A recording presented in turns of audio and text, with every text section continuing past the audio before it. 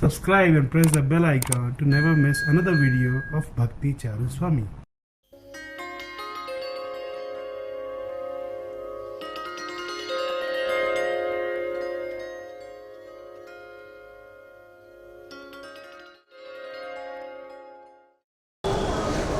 This morning, briefly, I discussed about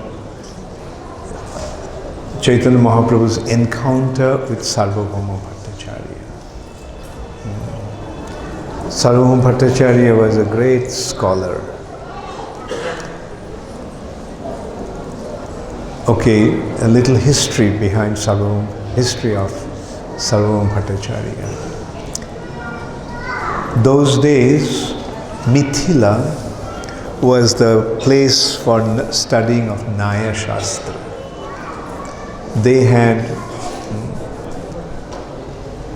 all the scriptures of Nyaya Shastra in Mithila, and they would never let anyone take anything out of Mithila, so that they wanted to have monopoly, that anybody who wanted to study Nyaya Shastra has to come to Mithila. And Sarvabhauma Bhattacharya went to study Nyaya Shastra in Mithila. And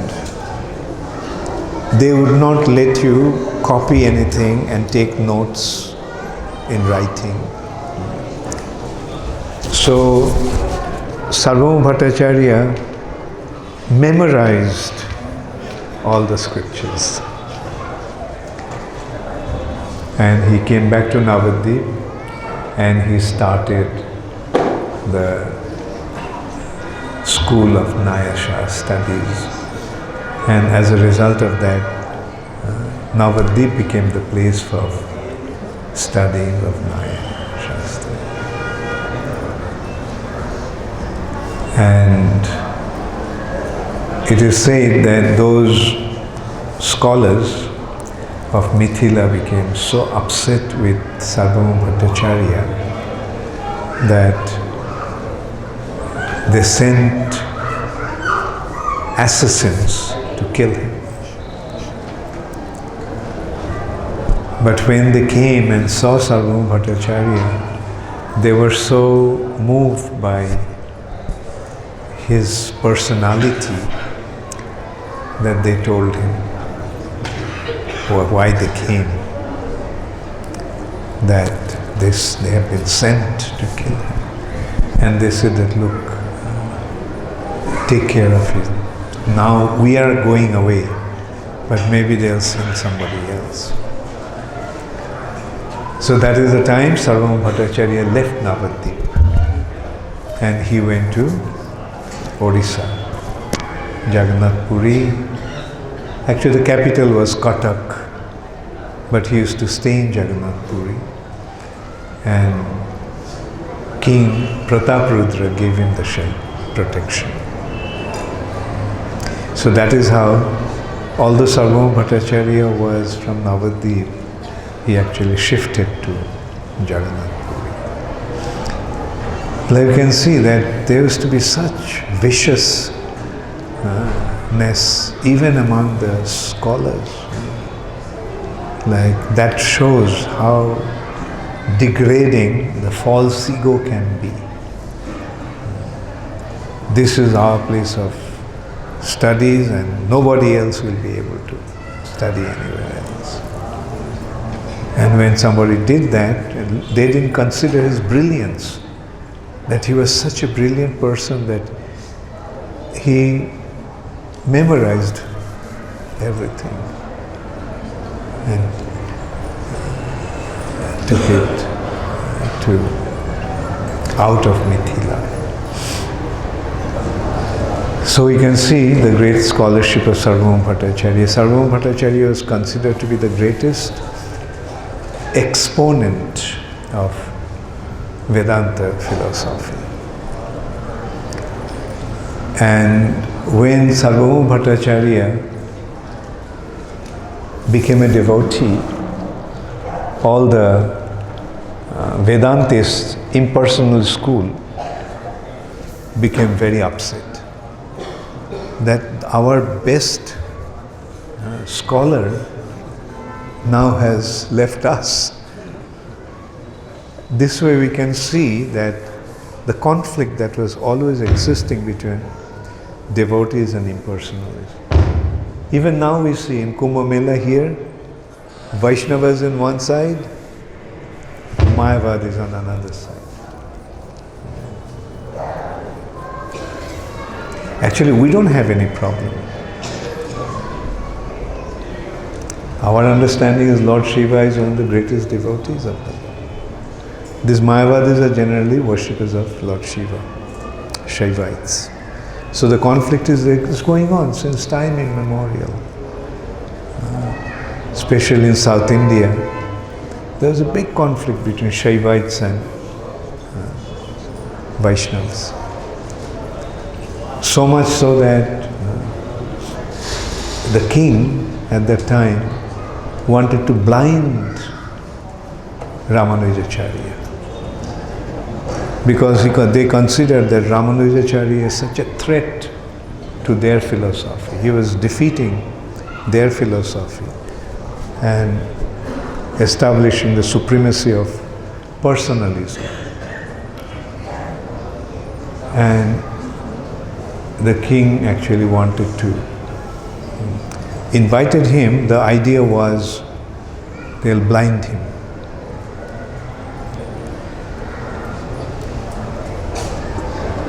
Somehow one follower of Ramanujacharya could understand what was going to happen. So what they did, he went, instead of letting Ramanujacharya go, he went Kuresh. And the king blinded him, took away his eyes. So we can see that so much cruelty was going on in that, even in spiritual realm.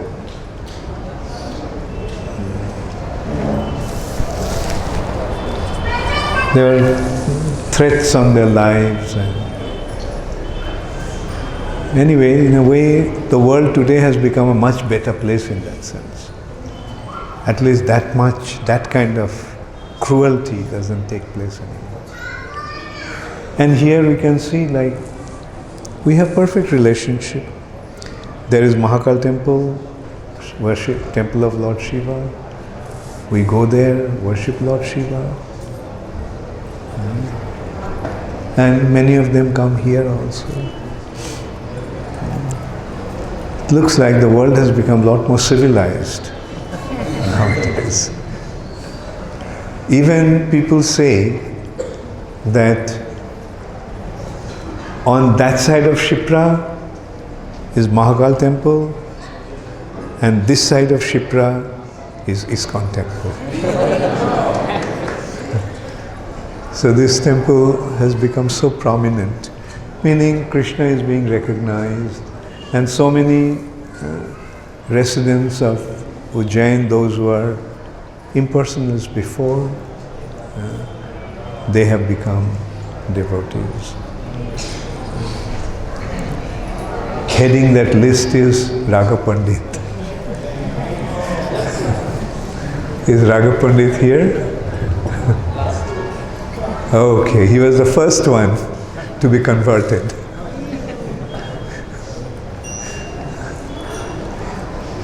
So anyway, and so many of you have become devotees. Actually, it's a matter of understanding. Lord Shiva is there, Krishna is there. Both are there. It's not that one is there and the other doesn't exist. Or one is the greatest, the other is not. We have to see who is who. It is not that because we are Krishna devotees, therefore we are trying to establish Krishna as the greatest. We are just following the scriptures.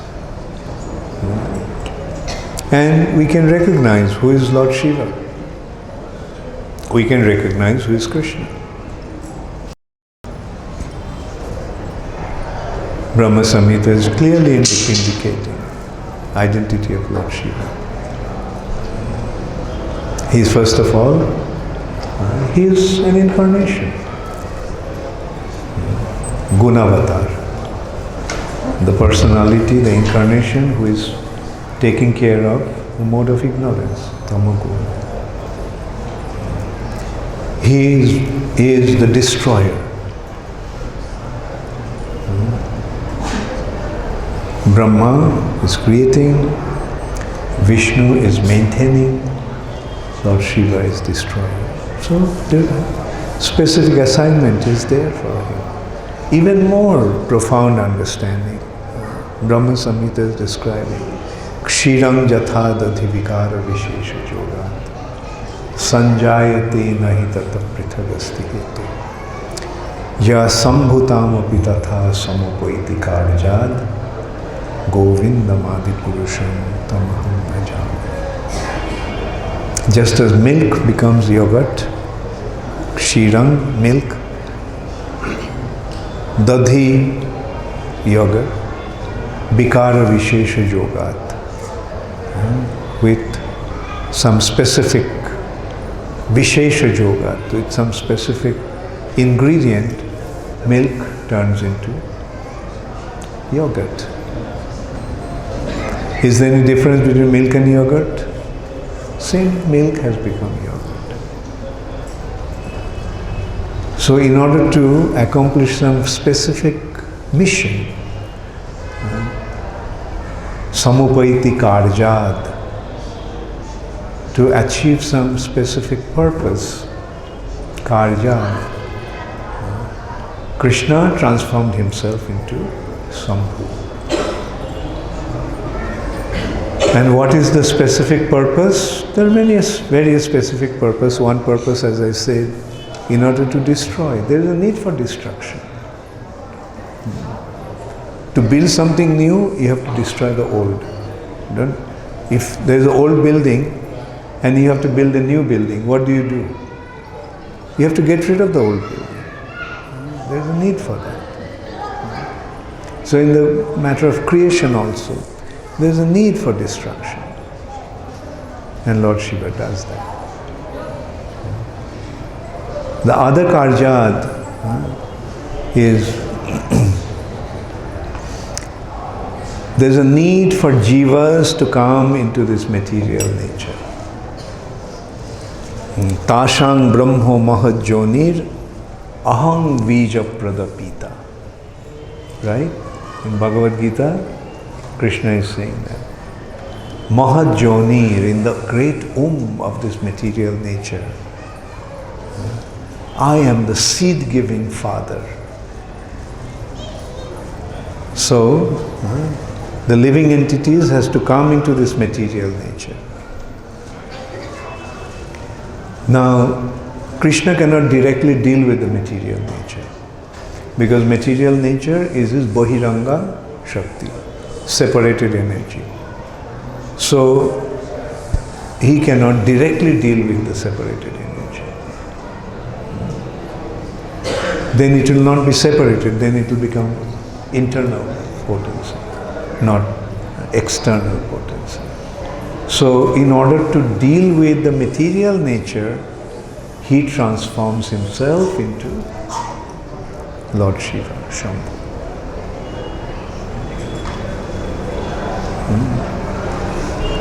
So, he transforms, and what is the purpose? The living entities has to be sent to this material nature. So what is the medium, what is the means through which the living entities are sent to the material nature? Through the agency of Lord Shiva. Therefore material nature Durga, material nature is Durga, Mahamaya, and who is the husband of Durga? Lord Shiva. It is through Lord Shiva that the living entities are projected into this material nature. In simple words, we all came here through the agency of Lord Shiva. So how can we disregard Lord Shiva? It is through him that we came here. And therefore Lord Shiva is worshipped in the form of lingam, Lord Shiva generally is not worshipped with a Shiva form. Whenever you go to Shiva temples, he is worshipped in the form of the lingam. Because that is how he is represented. Tashang Brahma Mahajoni Aham Bija Pradaprita. So when you look at it from the scriptures, everything becomes crystal clear. When we have this understanding, can we have any conflict? No. The trouble starts when there is no clear understanding. Due to lack of understanding, all kinds of conflicts begin. When people have proper understanding, there is no possibility of conflict. So, to go back to Sarvabhauma Bhattacharya, initially he was an impersonalist. You can consider that he is the greatest of all the impersonalists of that time. And he became a devotee. So that community became very, very upset. And one great leader of the impersonalist cult was Prakashananda Saraswati. His seat was in Benares, another place of Lord Shiva. Generally, the impersonalists gather or settle in the places of Lord Shiva. And Prakashananda Sir, when Chaitanya Mahaprabhu came on his way to Vrindavan, he stopped in Benares. And Prakashananda Saraswati used to blaspheme Chaitanya Mahaprabhu, saying that, that Vaishnava, all he does is say Hare Krishna, Hare Krishna. They chant, dance. Useless people. Bunch of illiterates. They don't have any knowledge. They don't study Vedanta Sutra. And this is how he used to blaspheme Sri Chaitanya Mahaprabhu. And Chaitanya Mahaprabhu's followers, a few handful of devotees there, they were very upset.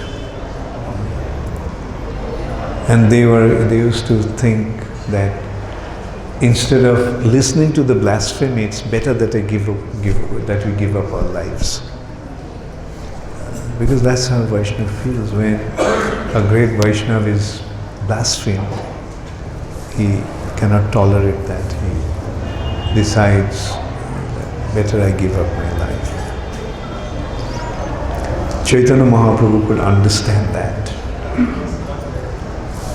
So one day, one Maharashtrian Brahmin came and humbly invited him to his house.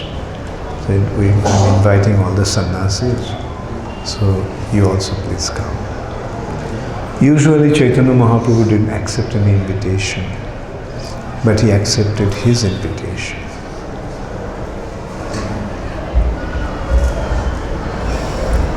And all big sannyasis were there. Prakashananda Saraswati had thousands of disciples, sannyasi disciples. And when Chaitanya Mahaprabhu went, this is how Chaitanya Mahaprabhu actually conquered everyone's heart. He did not, we saw with Keshav Kashmiri, we saw with Sarvabhauma Bhattacharya, he did not get into a debate and argument and defeat. He took very humble position and converted them. Like Sarvabhauma Bhattacharya. Listened to him for 7 days. When Sarvabhauma Bhattacharya asked him, did you understand what I am saying? Then only he spoke. He said, I can understand the sutra, but I cannot understand your explanation. So he was surprised. The explanation is to clarify the sutra, explain the sutra, simplify the sutra to your understanding. And you are saying that you understand the sutra, but you don't understand the bhashya. Then Chaitanya Mahaprabhu just told him, your explanation is not really clarifying, but covering the meaning. Wrong explanation, will it clarify the meaning? No, it will cover the meaning.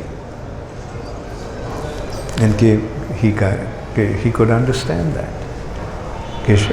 Sarvam Bhattacharya, and we saw what a great devotee Sarvam Bhattacharya became in course of time. He was a great scholar, and he wrote 100 prayers in glorification of Sri Chaitanya Mahaprabhu, called Sarvabhauma Shatakam. 100 shlokas in glorification of Sri Chaitanya Mahaprabhu. Jai Shri Shri Prahlad Nrsimhadev ki Jai. Jai Shri Shri Krishna Balaram ki Jai. Jai Shri Shri Radha Madan Mohan ki Jai. Jai Shri Shri Gaur Nitai ki Jai. Jai Shri Shri Jagannath Baladev Subhadra Maharani. So in this way, Sarvam Bhattacharya was transformed because he could see the understanding. That's another good thing about them, that when somebody came and gave a better understanding, they would accept that. And there are so many such examples. In Bhagavad Gita, there is a clear understanding. Klesho adhikatalastesham abhyakta shakti chetasham.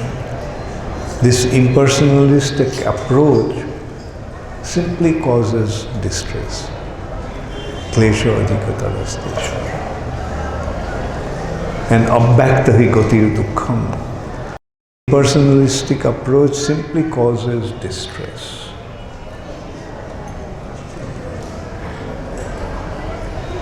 Whereas devotional service is so simple. Krishna is there, Krishna is there. Surrender unto Him. He is the person who is controlling everything. And then when you surrender, then you see that how He is taking care of you. Actually, we can see so easily how He is taking care of us. A little intelligent approach, we can see how He is providing for everything. Who is supplying all the food? Who made this arrangement? Actually, it's very difficult to be an atheist. In simple words, to be an atheist, you have to be an absolute stupid.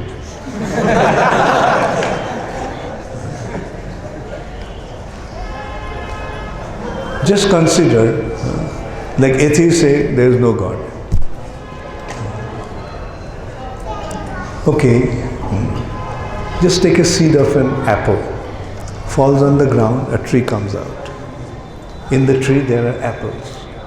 In the apple there are seeds. In the seeds there are trees. In the trees there are apples. In those apples there are seeds. And it goes on.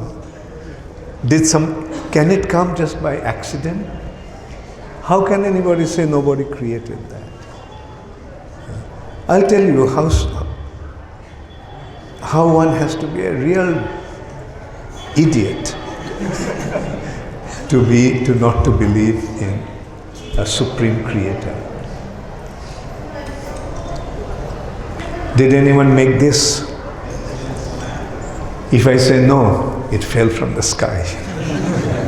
Or if we say there was a big bang and there came the karta. Will anybody accept it? You all are laughing.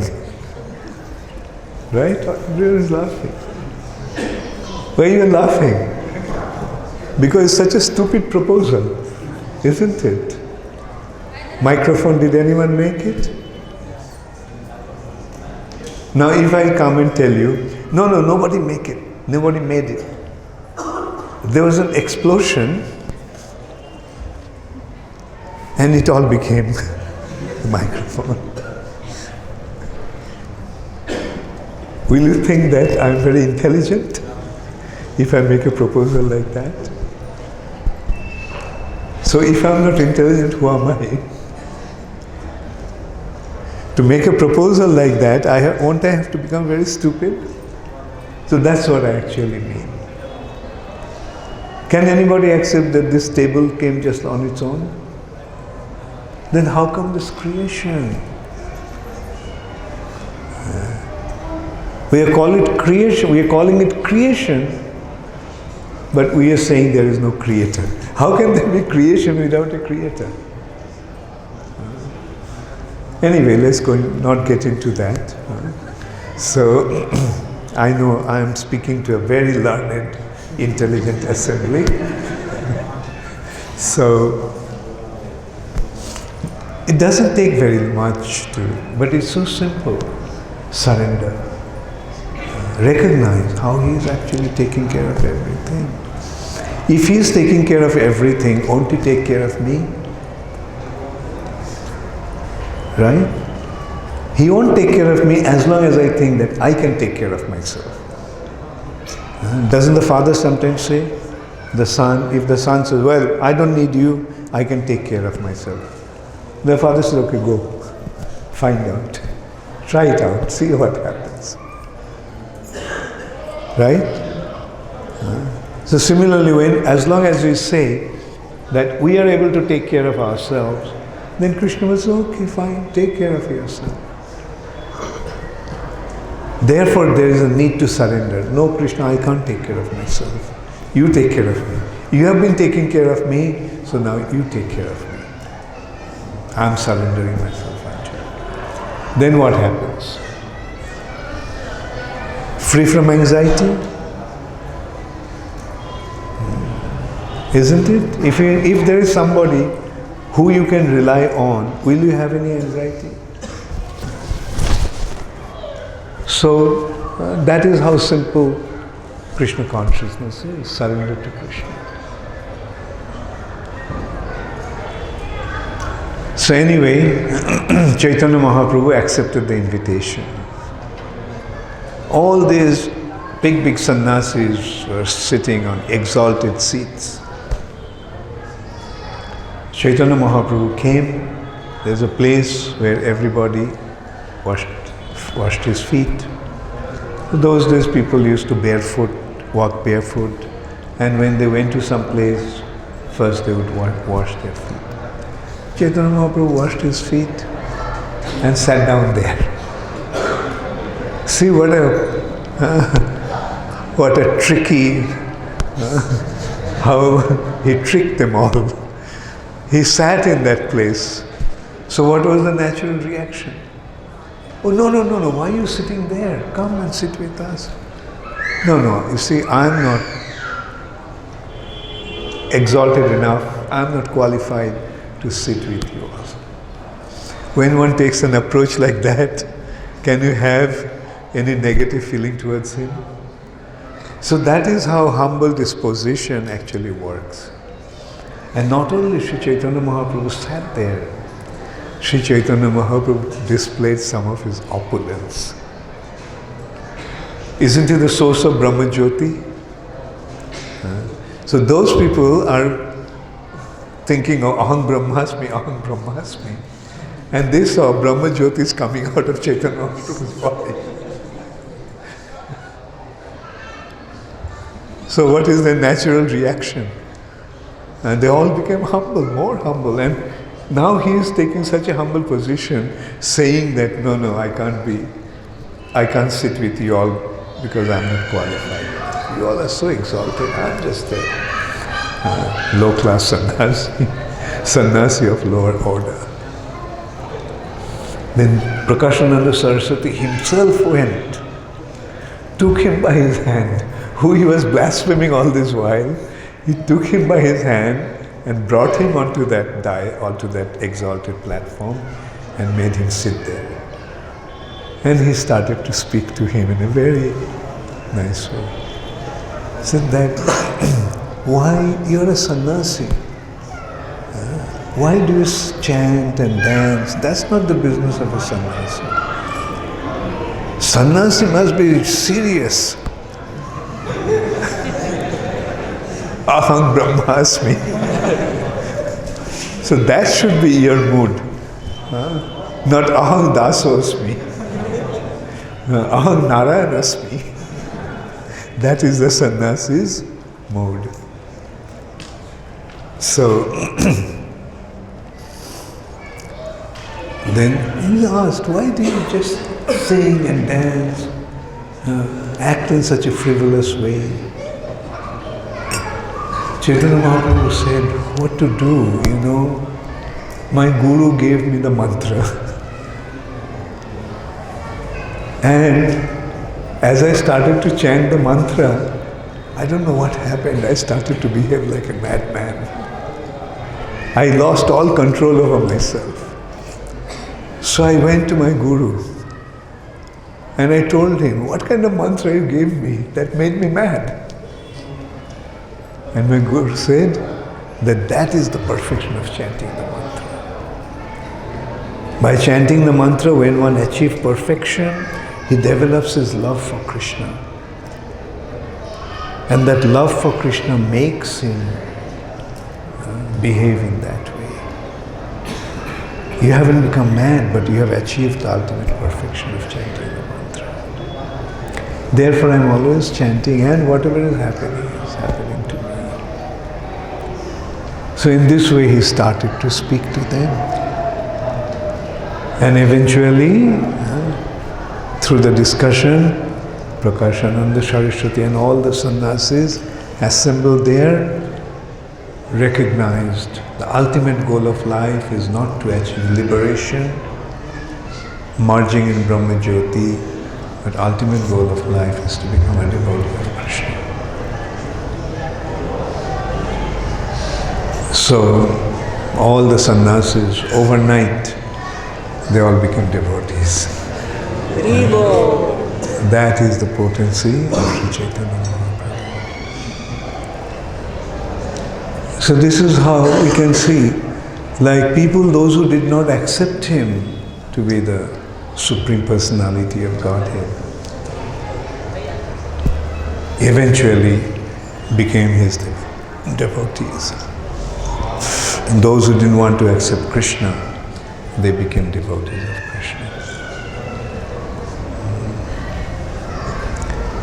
And here we are seeing that it's happening all over the world. Those who never had any connection with Vedic culture, those who never even heard the name Krishna, now they are chanting Hare Krishna, Hare Krishna, Krishna Krishna, Hare Hare, Hare Rama, Hare Rama, Rama Rama, Hare Hare. Isn't it madness? Isn't somebody come and sees that you are doing that, they'll say, what happened? These people became mad. And wait, when you start dancing, they'll say they're completely gone case. They're completely lost. So, this is the potency of the holy name. There are people who never had any connection, became devotees. And it's happening all over the world. Millions of people have become devotees now. Like a few years back, could you think that you would become a devotee? Rather, when you saw the devotees, you thought, what's wrong with these guys? Isn't it? You must have been laughing at them, seeing the devotees. Look, what's wrong? These guys are chanting. These guys are dancing. I'll be able to do that. My God, I can't do like that. And today you are doing it yourself. So that is the potency of Krishna consciousness. Something happens to your consciousness, and the result is your heart becomes full of joy. Why you dance? You know what is dance? Dance is the external expression of your internal bliss. When you internally feel the joy becomes manifest externally through your body in the form of dancing.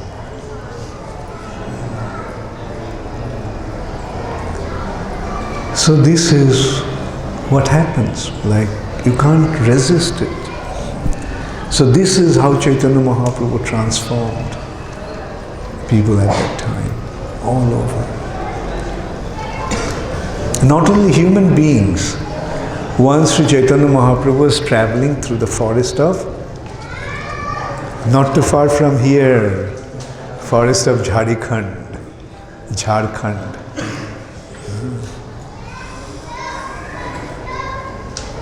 And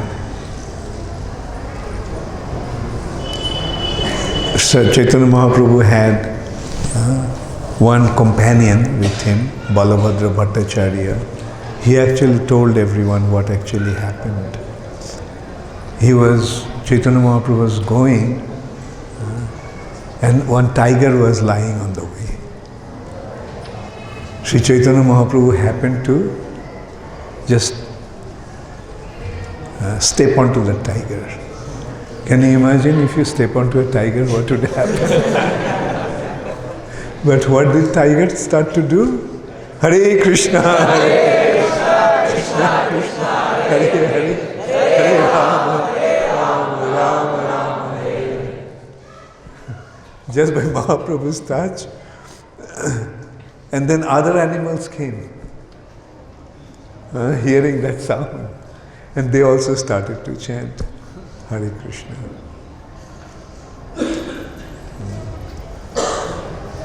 So once Chaitanya Mahaprabhu went to take bath in one pond, in one lake, or maybe a river. And at that time, all these elephants were there. Can you imagine? So many elephants.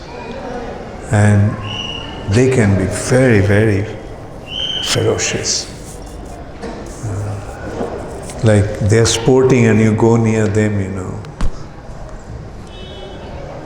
But Sri Chaitanya Mahaprabhu just told them, chant Hare Krishna. He actually splashed the water onto the elephant.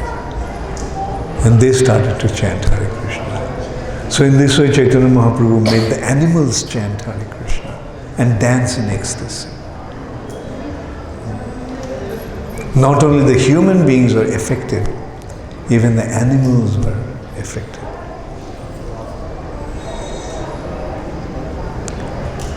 So in this way, Sri Chaitanya Mahaprabhu spread Krishna consciousness all over.